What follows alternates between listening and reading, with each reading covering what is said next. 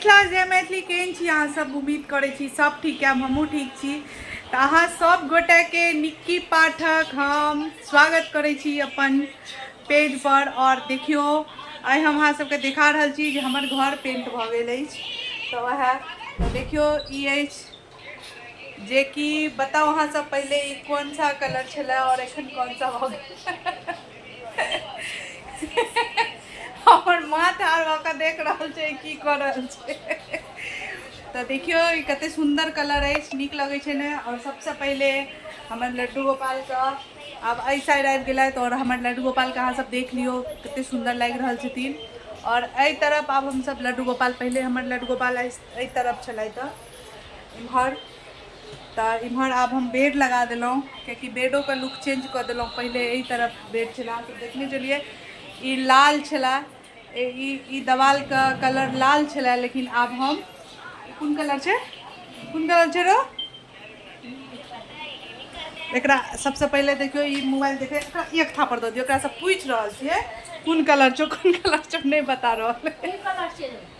ई येलो colour अछि, पीला पीला कलर, हल्दी कलर। तऽ ई भेल। और ई अछि हल्का हल्दी, हल्के हल्दी छै ने रो,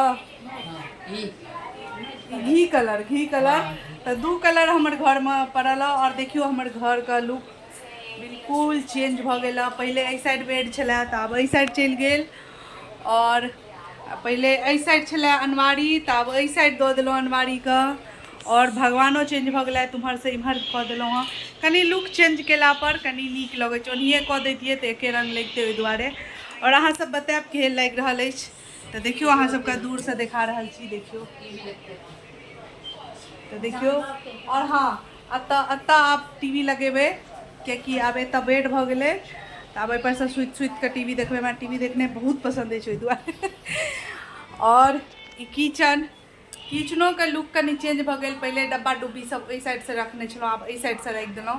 तऽ देखियो आब ओना पेंट भऽ गेल। पेंट वएह घी कलर के अछि और बीच में मस्टर्ड कलर देने छी। और देखियो और ई दवाल देखियो, ई दवाल हमर पिंक कलर के छलै, जेकरा आब हम घी कलर कऽ देलहुँ। और ओनाहिये एतऽ ई लागल अछि।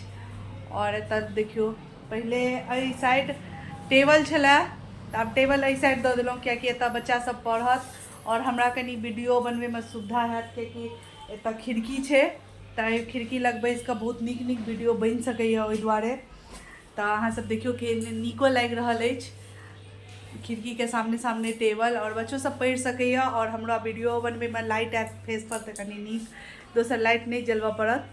और देखियो इएह अछि, घर बिल्कुल चेंज भऽ गेल, सब किछु चेंज। बेड एहि साइड आबि गेल और सोफा अपने जगह पर अछि, जतै छलै ओतऽ। एखन टीवी एतै लागल अछि, लेकिन ई टीवी आब हटि कऽ घर चलि जायत, कियाकि एतऽ हम वीडियो बनबैत रहै छी या बच्चा पढ़त तऽ कनी डिस्टर्ब होइत रहै छलै सबके टीवी देखैमे, तऽ टीवी बंद करऽ पड़ै छलै। तऽ ओहि दुआरे आब घरमे टीवी दऽ देब तऽ जिनका देखैके हेतनि ओ घरमे देख सकैए टीवी। और हमर ई सदस्यके तऽ अहाँ सब चिन्हते छियै। तऽ देखियो ई सदस्य कतौ गुम गेल छलखिन हँ, लेकिन घर जहन पूरे भेलैए, साफ सफाइ तकर बाद भेट गेलथि तऽ एकरा फेर छज्जा पर राखि देलहुँ। और दुर्गा माता की जाय, तऽ बस इएह अछि। और बालकोनीके एखन तक पेंट नहि भेलै, तैयो हम सोचै छलहुँ बादमे अहाँके फिनिश भऽ जायत तहन देखायब, लेकिन नहि, एखन तक मतलब सबकिछु भऽ गेल अछि। एक बेर पेंटो भऽ गेल अछि, लेकिन दोबारा पेंट नहि भेलै, एकर बाद हैत। तऽ अहाँ सब बतायब अहाँ सबके केहन लागल और हमर घरके सबसे ज़्यादा कलर केहन लागल ओ जरूर बतायब। ई देखियो अहियोमे एक दवाल पर मस्टर्ड कलर अछि और सब दवाल पर एहन एहन कलर। तऽ अहाँ सब जरूर बतायब केहन लागल। जय मिथिला, जय मैथिली।